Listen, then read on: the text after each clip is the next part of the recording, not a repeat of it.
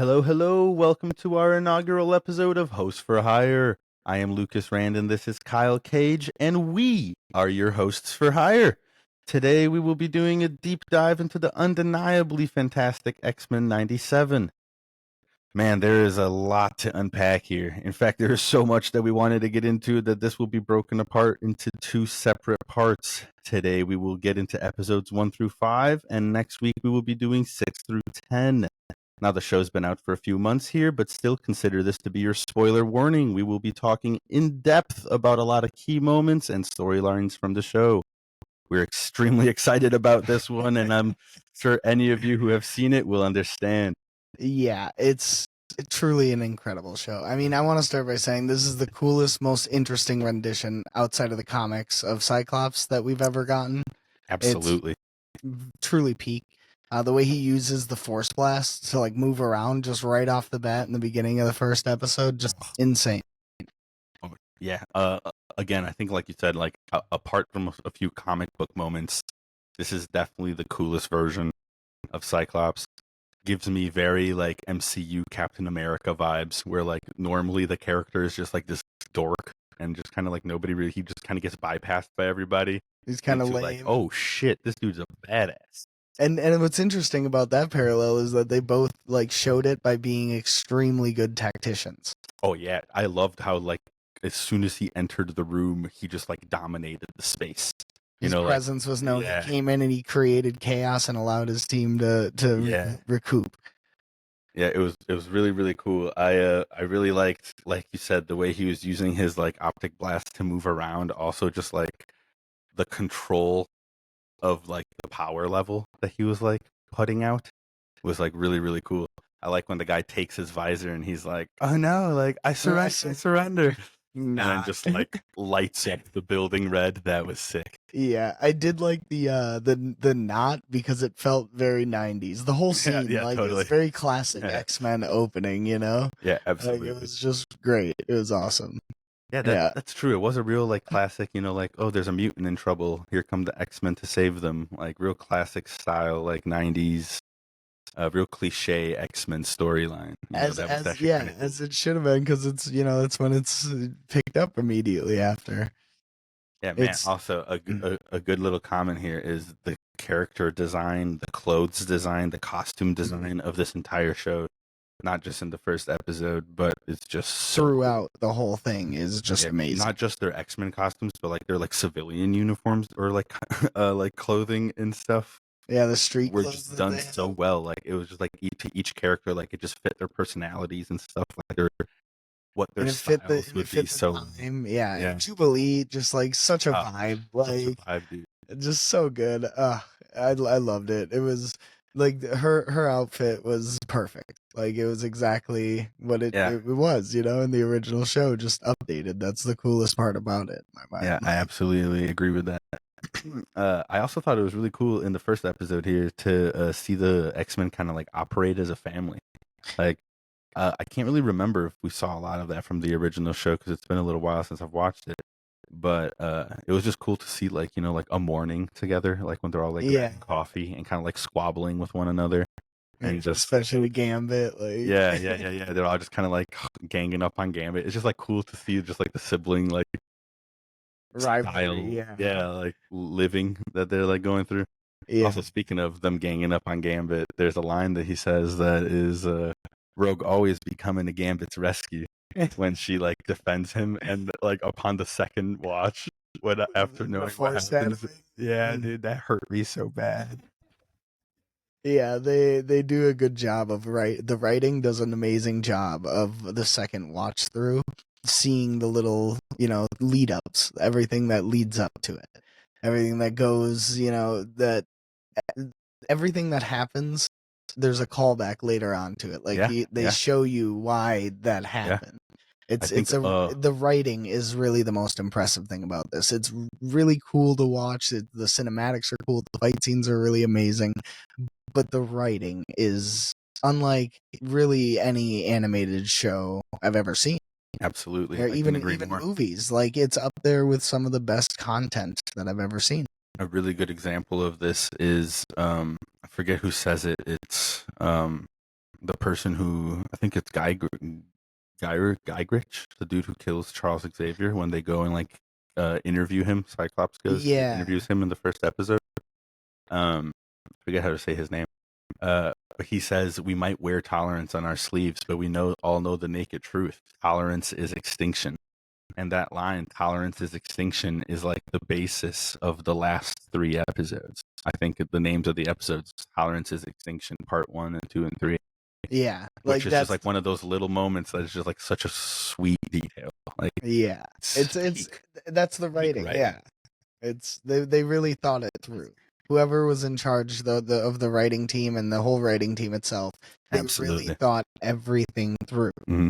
I mean, and it's crazy how much was just in the first episode because Trask, I believe it's also the first episode. He says you have no idea what it's like to be left behind by the future. Yeah, yeah, yeah. And then it comes around to them being shown what it's like to be left behind by the future in the later episodes. Exactly. And yeah, I think it is in the first episode. That shit is And we'll amazing. definitely talk more about all of that in the next part when we get to Yeah, those definitely. episodes too. But I mean, there were just so many moments as well, like the just little sound bites and little quotes. I mean, like give them the forecast. Oh, dude. Oh, speaking of, the way that they fell out of that airplane was just so cool. First, Again, just like how calm they were, just falling from a plane was just knowing like full they were well like, that oh the yeah, flying ones will catch them. we've done this 1,000 times. Like Yeah. Hank's gonna be mad, but yeah, poor Beast is gonna build us another plane. But then yeah, the way that dude, another Cyclops moment when he like nobody comes for him. Like I had a and they moment where I thought like, oh, they're just leaving the old boy to like fend for himself. they And just that was know that he can that he's just fine. that he's just fine. And like that's the ways like that we've never seen him use his Yeah, blast. That's what absolutely. makes it so peak in my mind is we've never seen him use his optic blasts like that. Yeah, I can't agree I will more. When Storm comes down and she strikes the sand with the lightning, lightning it it makes it into glass, which is the oh, ancient sands heed my command and reclaim these relics of hatred. oh, Dude, what a fucking bar, dude. so hard. Bars. It's Okay. so hard. Bars. Like for real, it's like that whole sequence is amazing. And you can tell that like this first episode was really showing was highlighting Cyclops and then Storm Storm. was Right, like the for sure. secondary. Yeah. And And for I good think it's reason. really well done because like for the rest of the series, those two characters kind of like they shine in the first episode and then they kind of like lose so much throughout the like series that like they kind of take a step back, Yeah. And which like, is pretty cool.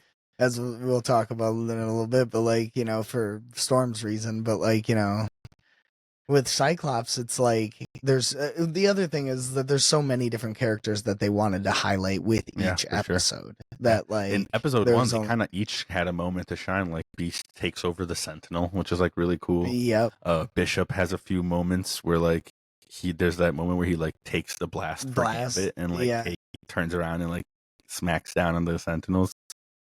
Rogue put into like WWE SmackDown on like some On the Sentinels was Sentinels, really yeah. cool to see. And Like that was awesome. and then arguably one of the coolest scenes in the whole show, Gambit and Wolverine, Yeah. which they used in their promos and stuff. Man, But whoever's brain baby that was like, genius. you know what we should do is Have him make his skeleton explode. yes, like that That's is what what we should do. happened. Like you're right. Like you see him later on, and Wolverine's like outfit uniform is fully ripped apart because Yep. his skeleton just exploded. Just exploded. Yeah, but in the spirit of just moving things along and trying to get into all of these episodes, let's start getting into episode 2 a little bit. Episode Which 2. You can't talk about episode 2 without talking about your boy Megs. You can't man, even start Magneto. without talking about Magneto. What an unbelievable character writing they wrote for the Magneto character. And the animation, they really Mhm. showed the extent of their capabilities when it comes to Mhm. his facial expressions. Oh yeah, man, it let's just start like right as the episode starts. I thought it was kind of cool to see like the whole like quote unquote hero Magneto. You know, where he was like going around like doing good deeds, trying to like look real X-Men-y. Yeah. That was cool. But also, like, as you learn later, like, actually trying to be X-Men-y. Yeah, for sure. You know, like, it wasn't like it wasn't a ruse. He was really going for it. Like, that's he was the trying to theme in respect. the Magneto character is always that like I tried and it doesn't work. Yep. Which is really beautiful. Yeah. I really thought a moment that was awesome was him admitting to Rogue about what the real reason behind the helmet was. It was to keep Charles like from, well, more accurately, to keep him from feeling Charles in his mind. Yeah, and then she like really like points it out also, like, you know why, like like, you know why you're you know why you have it. It's because you're afraid of feeling that love.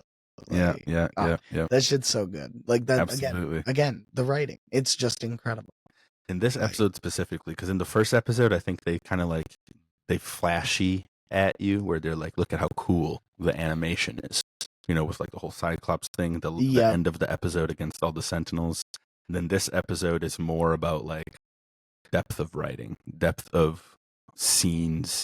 Like the courtroom speech with Magneto is just so beautiful. Like, there's just too many quotable moments for that. But a few of my favorites were that he says, "My people hunted me with those that hunted them," and I thought that was a really cool experience that Magneto has that no other character has in Marvel at all. In Marvel at all, exactly. That they've lived through the Holocaust, and Not then just the Holocaust, not just the Holocaust, but is now basically like, it makes it akin to living through another Holocaust. Yep.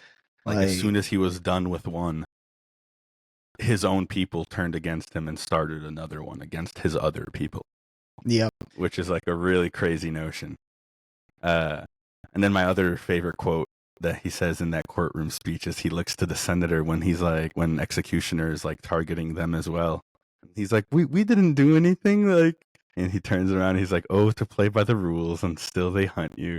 I love that moment. It's like such a like probably satisfying moment for Magneto to be like, God, like, yes, it happened to you. Like, it happened to you right in front of me. Like, yes, you sons of bitches. Yep. Like, this is what it's like. And also it shows like his quippiness, and then almost immediately after they show his depth even further. I love so much that like how hurt he is by what happens to Storm. Like he really views Storm like above all. Magneto's kind of like a mutant purist, you know, where he like really believes that like mutants are superior. And Storm, you know, is like a legitimate goddess. Oh yeah, that they show immediately at the beginning of the episode where he's like, "You're a goddess," like like you. Like he has like a utmost respect for Storm specifically. Yeah, and she is an actual goddess. Like, it's insane that her power. Like you said, the emotion that they're able to get on his face is so awesome. Like the hurt / rage that you see in his face when he sees what happens to Storm is, oh man, just so amazing. And then that monologue he goes into about like them reveling in his people like being powerless and afraid. Yeah. And that if this is the high road's destination, I think he says, if this is the high road's destination, if so, then I say too many, like I've said too many times before, never again. It's so good. Like that shit just like rumbled in my bones, like just like that whole so profound. That whole monologue was just incredible. You know, yeah, man. Like the way he brings them two up, really great monologues. Yeah. Oh yeah, in like one scene, he has like two fantastic, like and in impactful monologues. And when that lady says like, "You think us normal people can stomach knowing you're living under our feet?" Like with the Morlocks, like that is just too real. You know what I mean? It's like I'm 100% convinced that if like mutants were a thing in our society, that there would be a woman who like has said and believes that exact sentiment. Yeah, and like then in today's that America. that first quote from him is, "The depths you humans go, even denying these outcasts the indignity of your waste." Like, Ugh, dude, just shaming her. Like, it's like you said. In this episode, they really set him up. Like this episode is about Magneto versus humanity. That's how it feels. yeah, Which is awesome yeah, because they do it so well. Oh my god! Like immediately, you just jump on Magneto's side. You're like, holy shit, I love this guy. yeah. Like, okay, he is 100% right. Yeah, all right. Yeah, honestly, also speaking of the executioner scenes, I really like dude Oh, executioner. One of my little gripes with this show was actually that like I wanted to see a bit more of him. I I really wish he wasn't a one and done, and I really hope he comes back for season 2 I somehow. agree with that. Yeah, I did like the concept that like Magneto in that like show of power, that when he brings him up and he just like hovers his foot above Oh, Executioner's face, just like making him feel like a little ant, like that like scared him straight. You know, that yeah. like he literally was like he put the fear of God in him. You know, He's like, all right, I get it. All right, cool. I'm sorry. like I'm sorry. Oh shit. It wasn't even like that, man. It wasn't even like that. But yeah, I like that concept, but still, with that said, I would have liked to see a little more Executioner because the way he like handles Bishop, where he puts the collar on him and then blasts him in the back, dude, that was so cool. That like shows like he handled all of them until Morph came in Yep. with the that Wombo was so combo. sick. Dude. Yeah. That was so sick. This was definitely action wise a Morph centric episode for- as far for as sure. that I goes. love it. And Magneto, like, For sure. Yeah, Yeah. dude. Also, I really like a little moment that Storm hits the senator, where the senator is like, "Why should we listen to you?" And she's like, "Do not think. Be silent. Heed my commands. I'm a fucking god." like She's like, "Because I'm not asking you. I'm telling you. Like, I'm commanding you to yeah, do as I say." this isn't a question, my guy. You're gonna do what I say. Like, there's no Which is pretty cool. yeah, and like it just leads into like her powers. Like it hurts. It Yeah. hurts. Oh man. Yeah. I was distraught. Like on the first watch through, like seeing that with Storm, like I still wasn't sure that it wasn't going to be a permanent thing. You know, I was just like, nah, dude. Like when she says, I don't know exactly what she says, but she's like, I can't feel the wind. Like, Yeah, she said, "I can't feel it. The wind, it's gone," or something that like shit that. hurts, bro. Dude, both times watching it, I was like, "All right, dagger to the heart, man." Because Yeah, she, man. of all people, like she's really connected with and in tune with her powers. Like, So another moment that I really thought was cool in this episode to kind of wrap up this episode too is that this is where they set up in the With- minds of the masses what comes later in like episode 9 and 10, where the majority of people on Earth feel like, oh shit, Magneto was right. right. Mm-hmm. Like that is something that they set up here that they pay off later. That's really Yep. fucking cool. And it goes along with, you know, like Storm losing her powers. That makes it like fuck, like that's a big thing to happen. One of the X-Men losing their powers, like on such a international stage huge level. Yeah, exactly. Yeah, like on a huge stage. Yeah, where they got to see like the darkness of humanity, like kind of like in front of everybody. Yeah, Yeah, which was really cool. which is I also think. interesting because that leads into it's a really good like writing lead into introducing Mr. Sinister and Yeah. showing the evil of humanity. Yeah, for sure. Like, That like how showing twisted. the most Which by the way, twisted they Mr. can get. Sinister was so Mm. cool. Man, Mm. so cool. And like when he reveals himself to Madeline, and when she's like holding Nathan, he's talking to her through like the baby monitor. Yo, that was so menacing. It was so cool. But he like shows up in the shadow and then like disappears. That was done so well, bro. It was Like, so what- it was a horror movie. It was literally felt Yeah. like it suddenly became a horror cartoon, and Mr. it's Sinister done is so hard to well. hit well. Like Mr. Sinister is a character that he can kind of easily come off corny. You know what I mean? Absolutely, yeah. Not great. Like in most iterations of him, Yeah. he's not great. But man, they hit so well on this. They hit Super, They super. made him so menacing, like Yeah. so fucking menacing, like he was an actual presence. Yeah. Like he was and when he showed up, every one of them reacted like, Yeah, "Oh absolutely. shit, Also, it's you said it in a sinister." cool way, like it was a horror movie. I felt like when Madeline turns into the Goblin Queen, which is really cool. The reveal is awesome. I had kind of heard before watching the show that Ah, Madeline was in it. So I kind of knew that that Jean from the first episode wasn't the real Jean. I knew that she was Madeline, but still, like, what a cool reveal! What a cool way to like make the Jean character kind of like relevant and like different from what we've already seen. yep, Uh, and like to have already they did so much with her in the first iteration of the show that, yeah, right. like they can't do it again. There was a really smart and interesting Smart. way to Yep. find a new path for her, Mhm. because they've done the Phoenix, they've done Yeah, everything but like the whole this stuff one pretty Phoenix much. saga. Yeah, yeah, absolutely.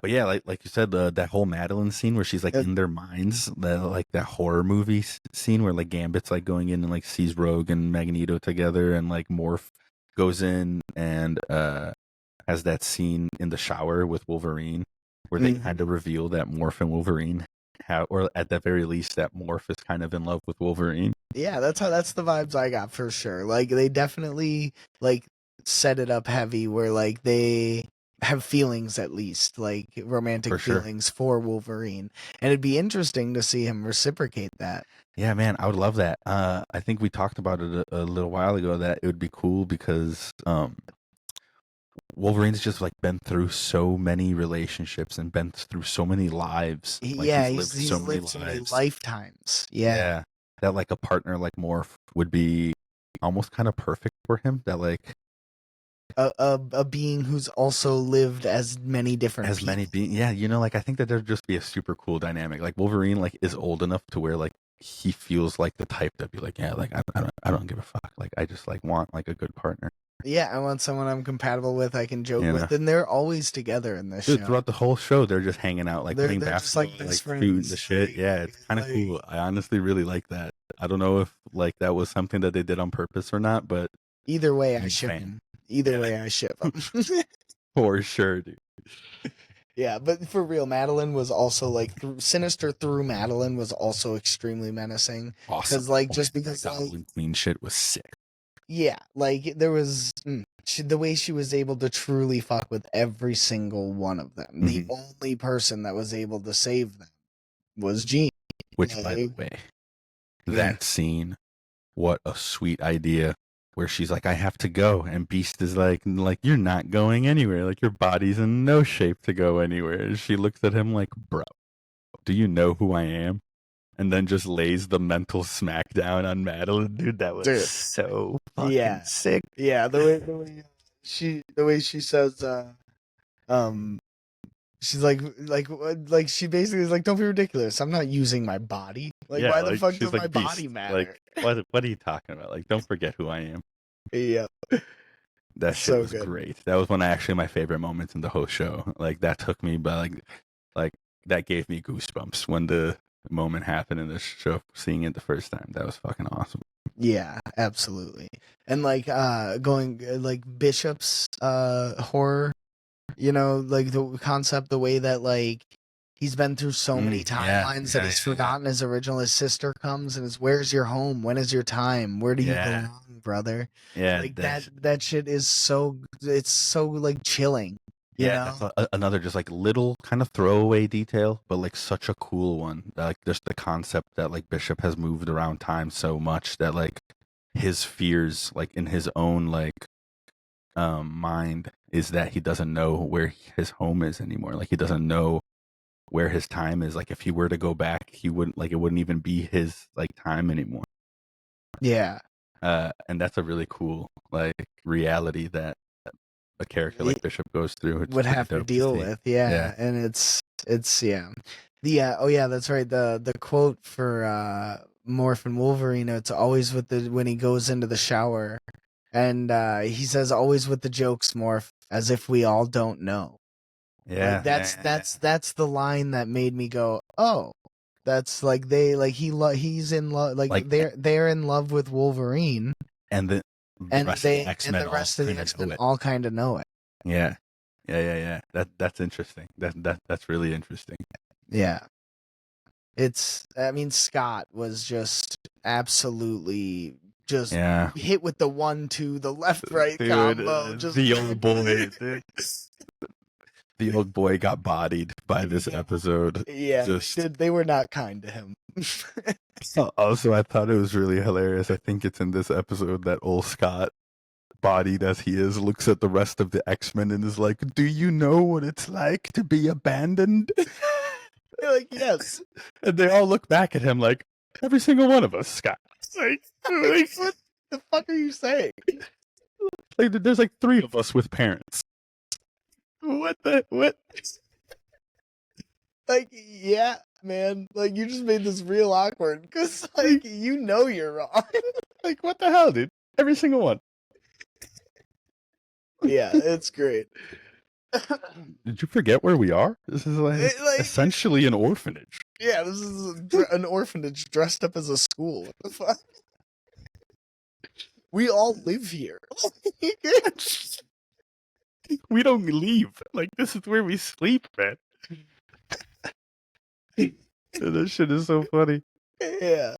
But they did have a really dope scene with Cyclops when he hits Bishop with the optic blast. Oh, yeah. What was really it was so cool because like Bishop, was like bursting with power and let off a massive I blast. love that. Like, you could see it in his skin. Like, Yeah, like the but power was just like right to the point of bursting. Yeah, he was at like max capacity, and what I loved about that was that it really showed that Cyclops understands the capacity of Bishop's power and how much power he can give him to not harm him. Which not only goes into like Cyclops' like tactician mind and how good of a tactician Cyclops actually is, like in the comics, and how he should be depicted going forward, hopefully in the MCU, but also the familiarity that the X-Men have with one another.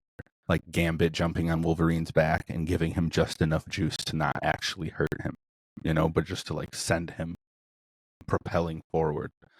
Cyclops hitting Bishop with just enough juice to fill his bar, but like not to go over it. Yeah, not to overload him and cause pain or cause harm.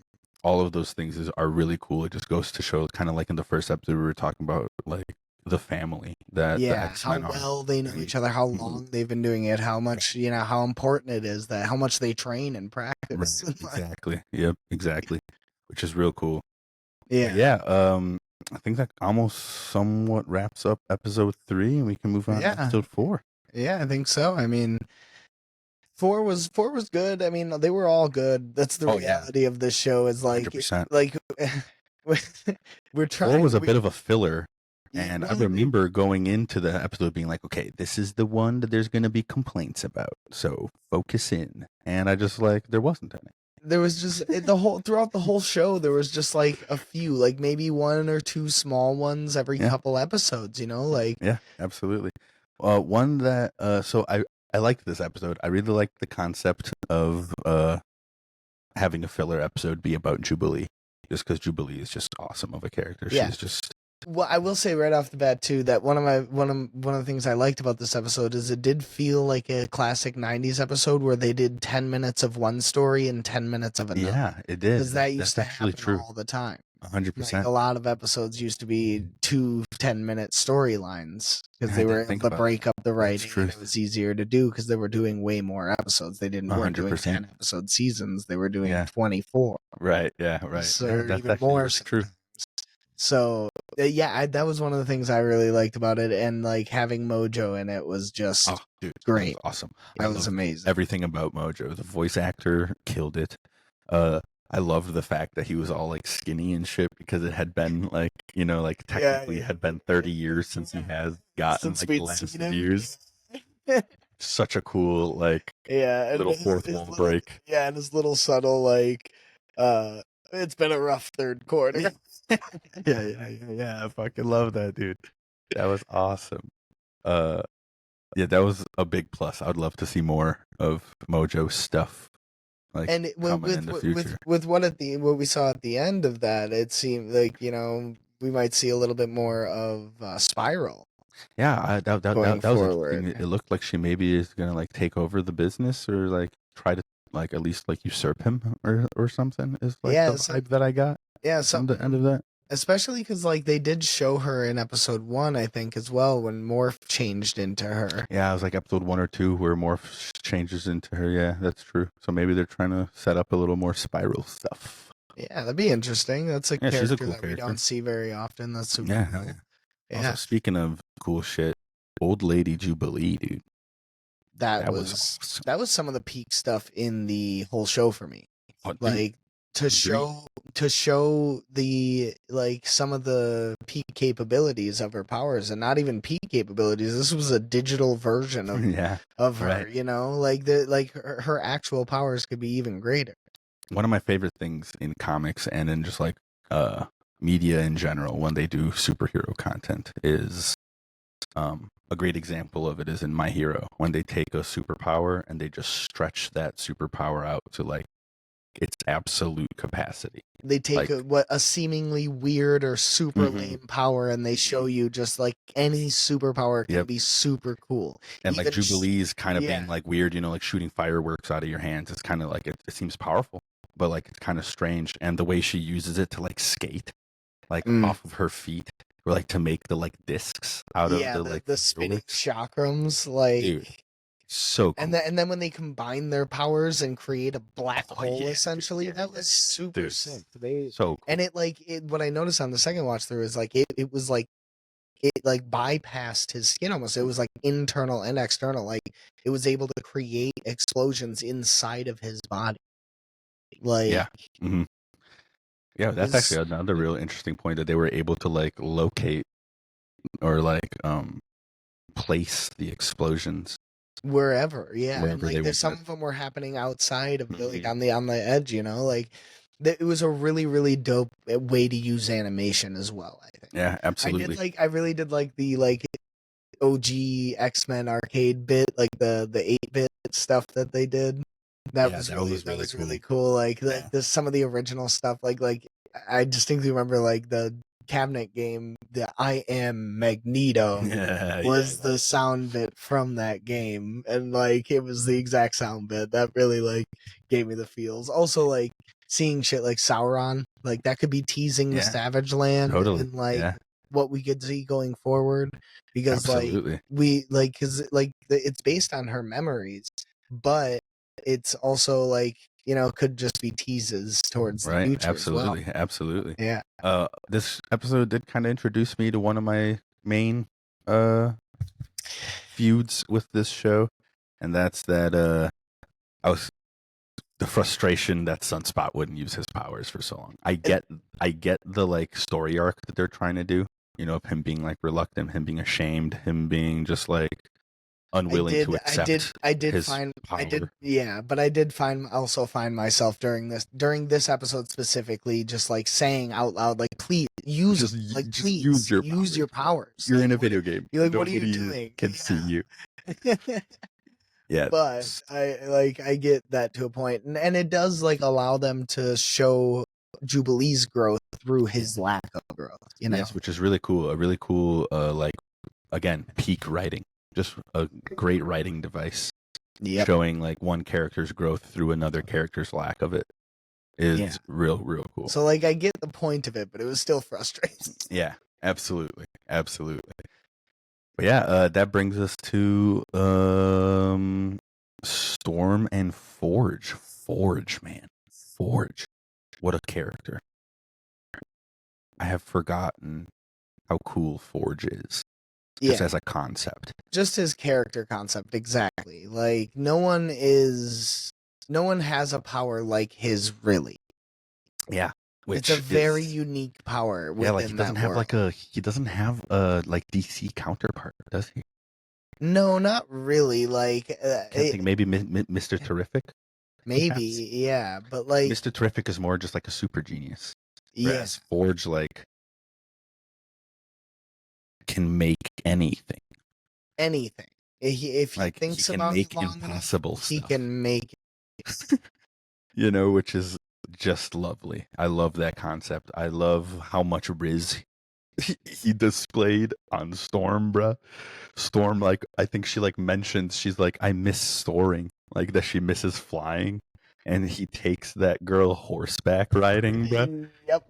Like My man, allows her to feel the wind in her hair. dude, the Riz level. Also, what I find interesting is like the fact that like horses, like and in a lot of in cultures around the world, like a lot of them have like wind. You know, they're associated with wind, Yeah, right. and that's what she misses most about her powers. And you can know that because that's the first thing that she notices was gone.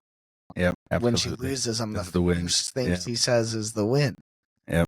And Yeah, so absolutely. that's the most important part. That's why like it's Absolutely. like Forge, you like you know exactly what you're doing, and I applaud you, good sir. Dude, Like, my panties were dropping. absolutely. I was like, dude, my man, all right. Okay, we see you. Men, listen, take note. All right, because It's not this for is what we this should all good sir. aspire to.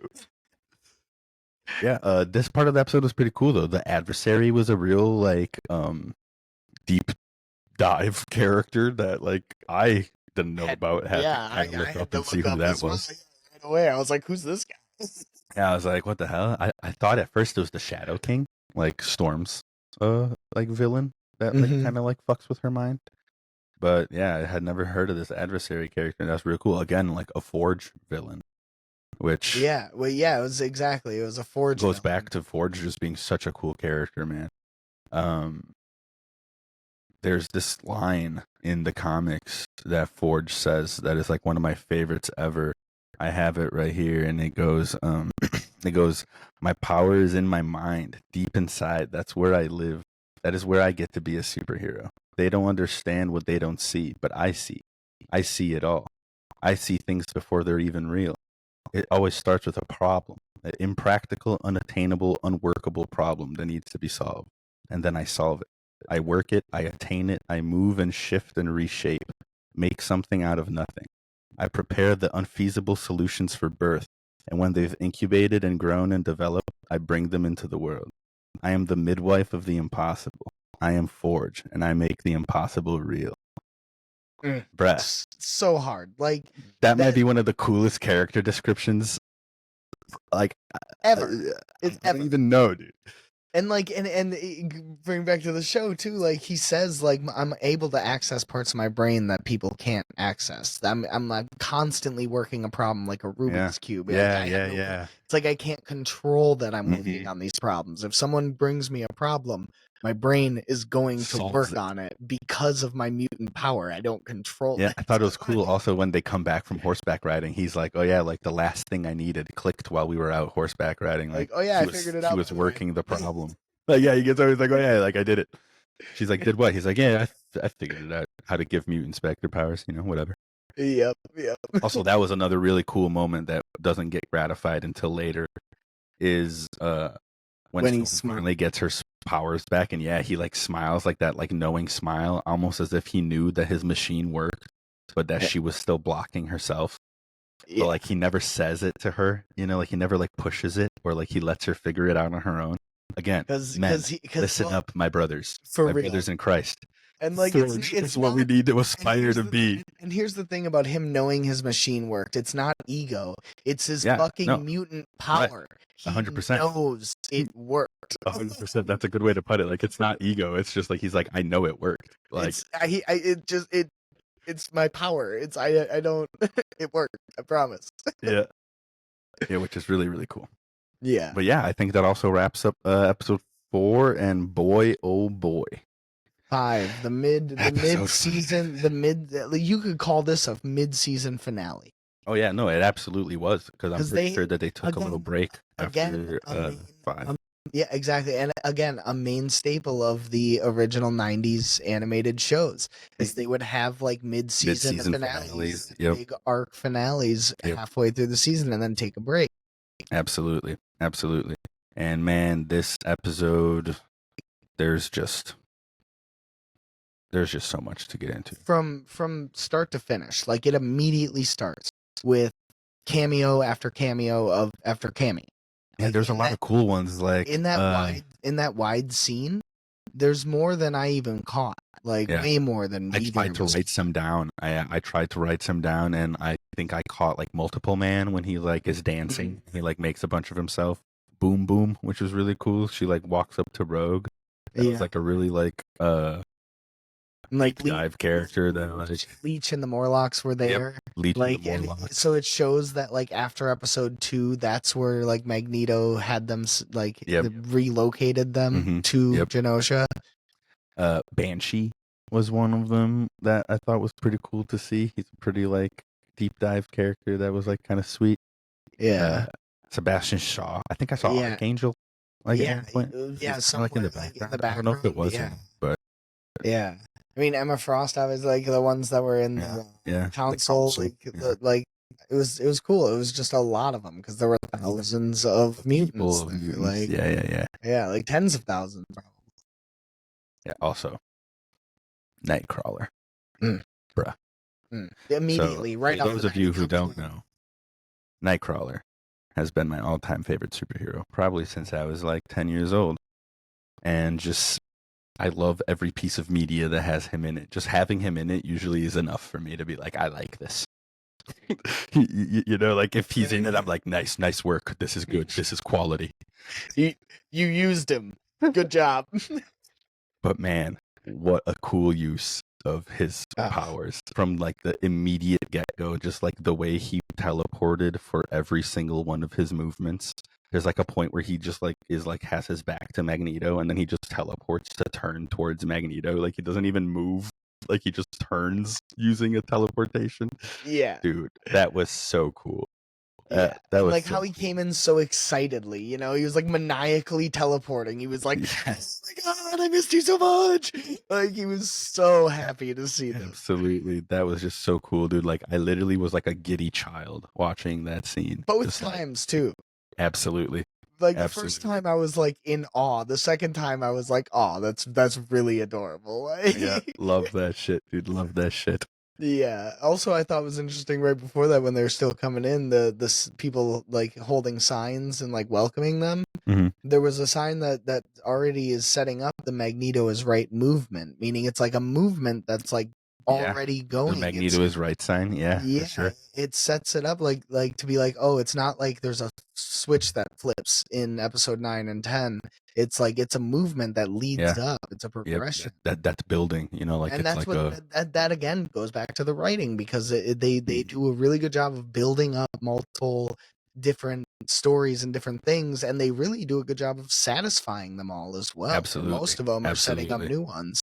One of my favorite moments bringing that up actually is when Magneto is talking to the council and he brings up the bar scene with him and Charles. He like mentions like when I first met Charles Xavier was like in a bar in Germany, and that eventually ends up being Wraps into the scene that Charles uses in the final episode to get through to Magneto. Yep. He uses that like first bar scene that like they're talking about, and that shit, man. Again, like just seeing it for when I was watching through the second time was like, man, writing.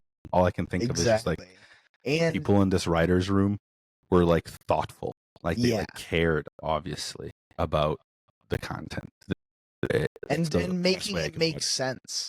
Mhm. And like going along with that, when Rogue says like talks of Magneto's pain, she says something along the lines of like his pain is so deep and wild, like raging waters. Yeah, Again, leading into that's how they depict his pain in the last episode within his own mind. Like awesome. so, like Again, it really shows like that she intimately understands him, like Charles does, but has never actually entered his mind, which is even more impressive, you know. Yeah, absolutely. Which kind of also goes back to Magneto mentioning the nature of Rogue's powers being empathetic. Mm-hmm. That like that's why she would make a good leader. That like because like empathy is kind of baked into her nature. Exactly. Which is really cool.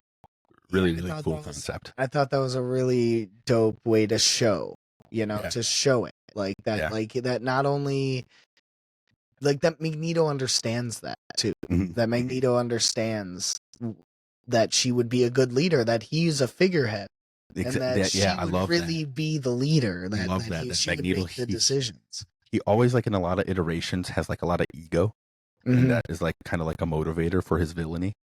loved in this one that like he's an older Magneto. He has gone through like all the tragedies of his life and like he has let go of that ego clearly. If he hadn't at this point when Charles dies, quote unquote, that like is the final straw in him kind of like dropping, shedding that like need for him to be in the spotlight, for him to be right. It's almost like those like Magneto's his right signs, like that he doesn't really vibe with that. He's like, well, that's not really what I was going for either.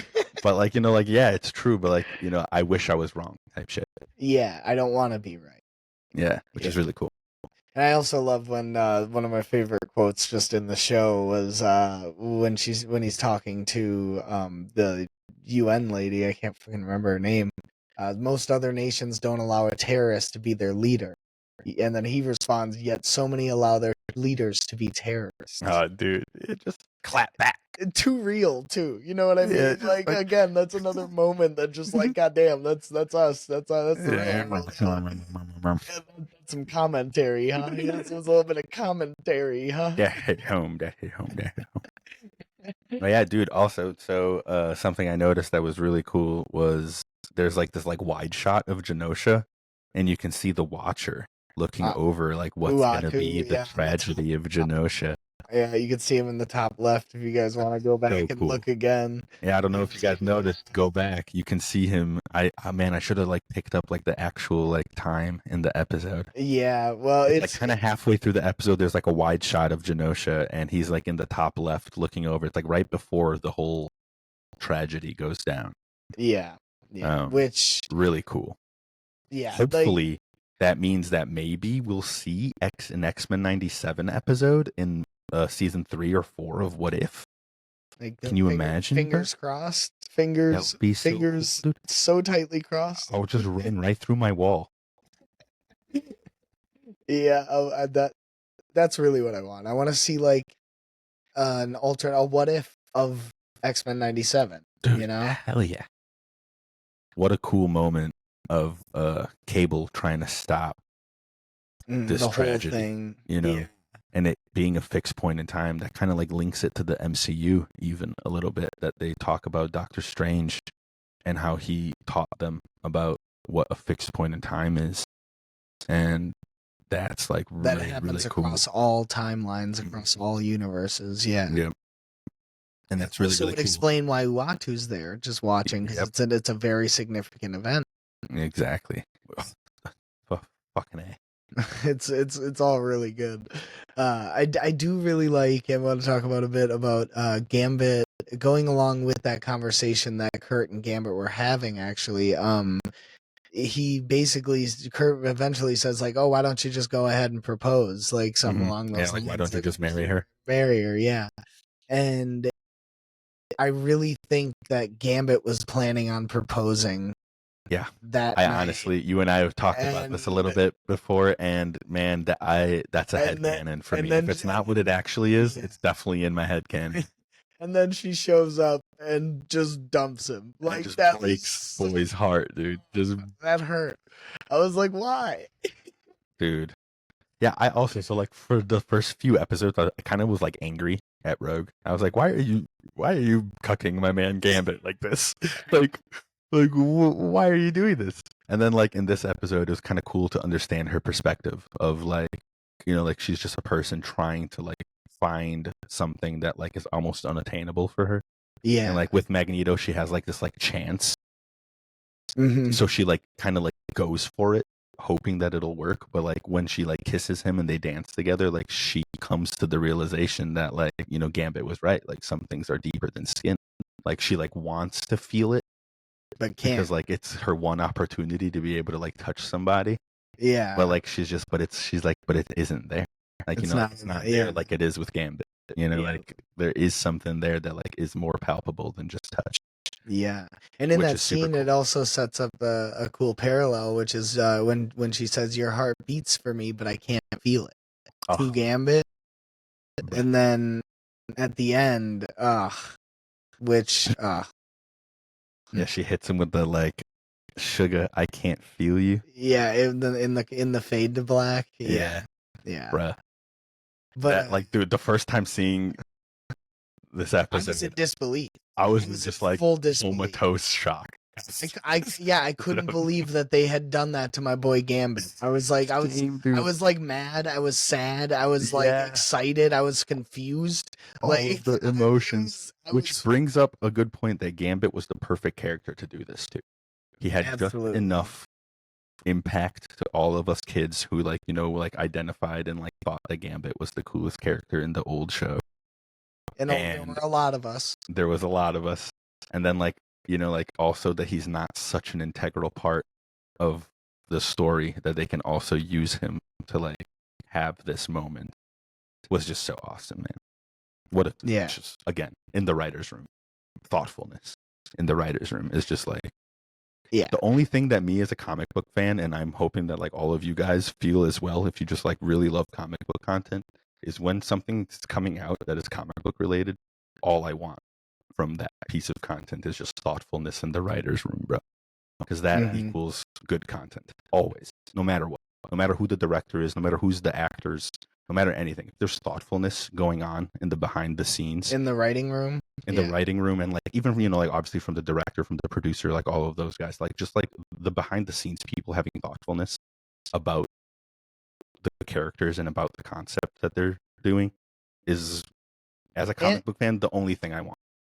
Yeah, exactly. And like they don't have to be perfectly like any other version. They can be a new, different, unique take as long as it's cool and it makes sense. You know what I mean? And that's thought about it. And that's really like the thought where the like by thoughtfulness, it's like literally thoughtfulness to make sure that like, does this make sense? Yep. To put Did you think it through? Think it Did you through. care about this enough to like really think about all of the avenues that could be cool?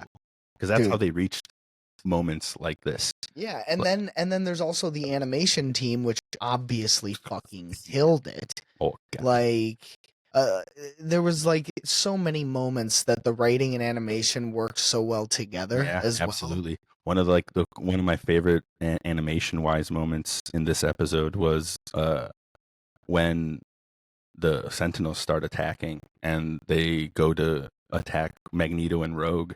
Nightcrawler just like busts out and it looks like he's like moving with like a real quickness and like teleports him out like just in time.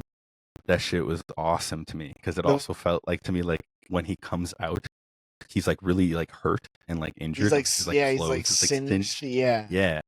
So it makes me feel like he got there like in the exact time, teleported both of them first, left himself exposed for like a split second. And like he teleported in front of them, grabbed them, and then teleported out. So if the blast was, you know, gonna hit anyone, it would have been him. Which is just, again, man, that's like one of those like animation meets like writer's room shit that is just so awesome. Yeah. Same with like Magneto immediately after, like very shortly after, like with the train, like a promise was made, never again, and just like wailing on it. That like, moment was so sick, dude. Where like again, just and it was like as soon as like never again are so good. Yeah, and as soon as the Prime Master Mold was gonna come back, he'd get hit again, and as soon as he'd come back, he'd get hit again. Yeah, like that it shit was dope. Yeah, that was peak. Yeah, also something I really liked mentioning Magneto is how him and Gambit obviously have like some problems. You know, like it's like a palpable tension between like the two of them. Yeah. But like when the shit goes down, like they don't think about any of that. Like they just put it all aside and like Magneto comes right up and is like, Gambit, like how many? Like what Save happened? as many people as possible. Exactly. We need to save as many as both possible. have that exact mindset of like, I think Magneto says it, like we're not going to leave this day thinking that we could have saved more. Yeah. Yeah. Like, and they both are just of that mindset and like they kind of like gel like in that moment, which is really cool. Yeah, I really love that, and especially like over Rogue, like the way he says, like, "Can't you see he's trying to protect us?" Yeah, like in that final moment. Yeah, like it's great. Like he sees, like he's trying. Like why does everyone like he starts to see where he's coming from? Yep. Like, oh my god, he's trying, and you're still mad at him. Like this is just his existence. He tries, and people get upset. Yep. It's really cool. It's nice that like in their final moments, they each kind of like acknowledge each other's heroism, Yeah. like before their final moments, which is really cool. Because like in this one, like for all intents and purposes, you think that Magneto just died right there. Yeah. Yeah, exactly. And then Gambit as well. Right. That Which also both brings me, man. Again, we talked about it a little earlier, but the pain and sadness and shame and rage and all of it that they were able to achieve in Magneto's face when he looks down at Leech with him hugging him like that after promising him that he would be safe, and like looking down at him and like saying like "Don't be afraid" in German, bro. That moment just like gushed tears out of my eyes, dude. Yeah.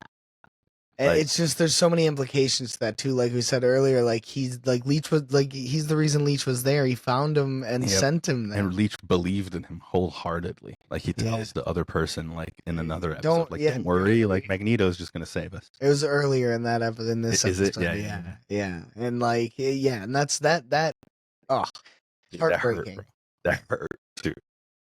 And the fact that when he comes back, that's like a big part of like we'll talk about in the later episodes. But I like when he comes back and it's like Charles tries to kind of like take the high road on him, and he's like, you weren't fucking there, dude. Like you didn't see this little kid like just melt in front of your eyes. Yeah, you didn't when watch he believed in you, like just get demolished by this goddamn monster of a Sentinel. Like you were like lying to him, and telling he just says you were going to be safe. Yeah, exactly. Knowingly lying to his face, terribly sad. But they did a really good job of like that's what we're talking about with his showing his emotions in his face. Same with like after Storm when they show his pain and he's like his anger and anguish all at once. Absolutely. Yeah. And then after he sacrifices himself and then Rogue just like explodes out, that was like it was so fast, like so cool. There was a lot of moments with Rogue in this that was really awesome. Like Rogue was just in this whole show, but like in this episode also, there's a moment where her and Remy are like fucking up Sentinels, and there's a Sentinel that have like her pinned against the wall, and like instead of Gambit, and just keeps going. Yeah, he just keeps going. He's like oh, that thing's not a match for Cher. Dude, love that. And then like he again, just like Forge, he just like smiles when he sees that like she just like stomped it out. He's just like, oh yeah, like I love that concept of like. He didn't feel like he had to be like the like knight in shining armor, he's just like, oh, she's strong, so much stronger than me, like, which is awesome. Love that. Yeah, and that again just brings us to that moment, like you said, when Rogue busts out of that rubble. On the second watch through, I had a thought that like he doesn't have time to say goodbye to her or like anything. She busts out so fast. And like so aggressively, and he knows that she's gonna go immediately. Yeah, right. She's so aggressive that like, he doesn't have any time to think of like any other thing other than like it's either her or me, and like I'd rather it be me. Which is again so heartbreaking. He just immediately grabs that motorcycle and like instantaneously. Like he grabs it immediately. Like the moment the rubble comes out, you see him look and go. He's like, I need to power this up because this will be big enough to hit her and knock her off course for at least long enough for me to do something about it. Yeah, it knocks her the fuck out too. It like really knocks her like because the Sentinel oomph into it. Because the Sentinel just like is like, all right, she's no longer a threat, and starts going at the like targeting the people on the rooftop, Nightcrawler and all those people. Which also, man, that.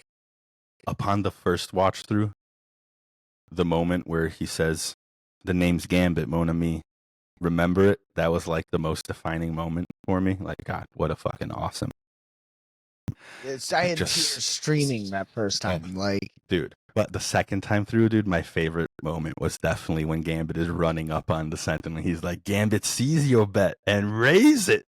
Bro, I had like I was like standing, like my spine just had like chills up it. I was like, bro, this is the coolest thing. And then he gets stabbed, smiles, and goes, "Because the cards always be in my favor." He'd already gotten stabbed when he said that, and is still like, "Nah, dude, I'm still gonna take you I out." love that. Like, Also, I noticed in the second watch through that it looks like he kind of like takes a moment when he smiles, and he looks like he's like really focused on the Sentinel, and it feels like to me like he's like feeling out like every nook and cranny of the Sentinel in that moment, like when he gets stabbed.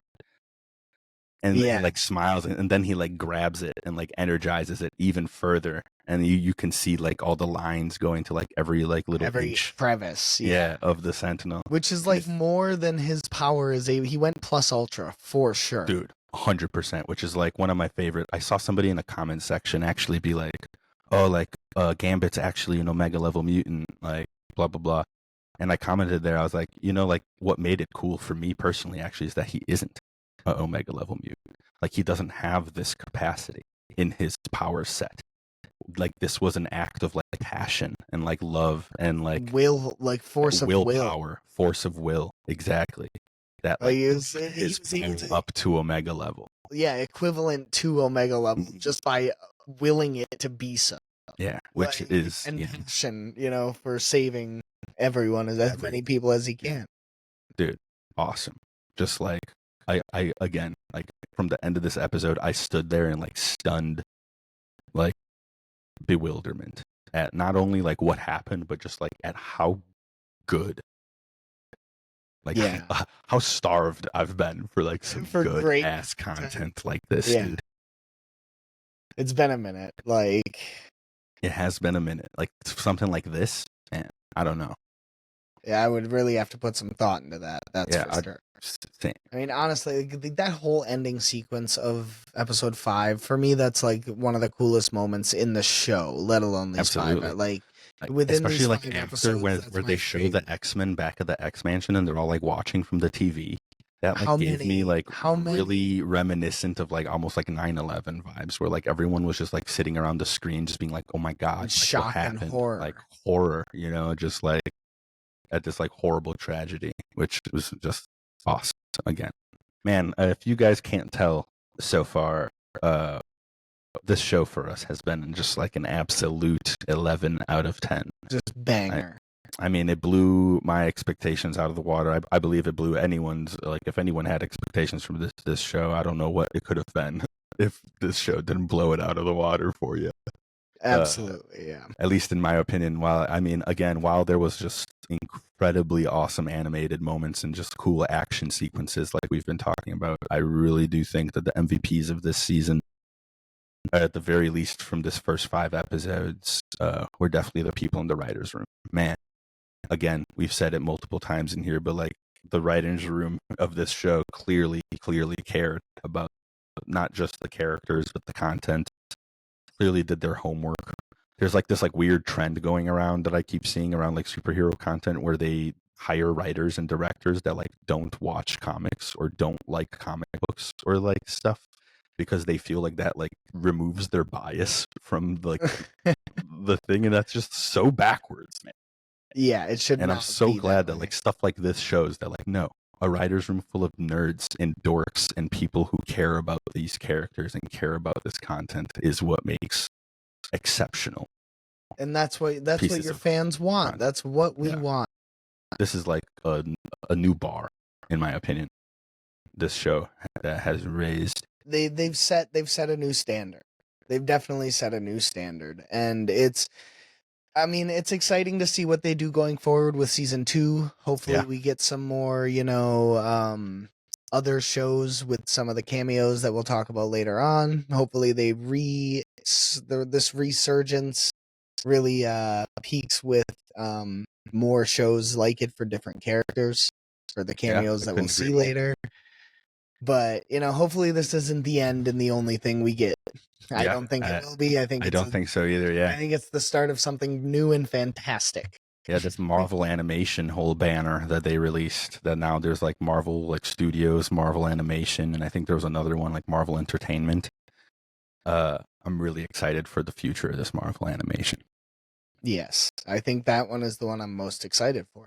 Yeah, same. The games are pretty close too, though. The entertainment, absolutely, for sure. And I think that would fall under Marvel Entertainment. But yeah, hey, before we wrap things up, I just have just one quick question for you, and that was, what, in your opinion, from these first 5 episodes, was like the coolest moment? Not like we'll omit like writing and all of that, but just like the flashiest, like the coolest looking moment. That's really hard for me, dude. Yeah, Because, it is. I mean, the end, there were a lot of really cool moments in episode 5. Mhm. But for me, I think I'm gonna have to go with the Jubilee fireworks show. Hell yeah, hell yeah. For me, man, I'm kind of stuck between either the Jean moment where she like comes in with her mind and like dominates Also, a great fucking moment. the Goblin Queen, or honestly, there's a moment in that Goblin Queen fight where she's fighting against Magneto, and he's like using all the metal against her, and she's like, yeah, your power of a metal is strong, but like I can do it on anything. And she like takes all the like stained glass pieces and like rains on him with it. You're That right. might be my favorite one. That's a really good one. And what I also really like about that is when she says, like, but you're limited to just metal. Yeah. Like, and she breaks the glass. His eyes widen. He's like, oh, He's like, shit. shit. And he goes full defensive and is trying to block as many as he can, and still is missing. Yeah, like, he doesn't have enough metal to encase himself, so he has to like go defensive. And it's that shit was that's awesome, a good man. one. Yeah, I think I'll have to say that one was probably my favorite aesthetically. That's a good one.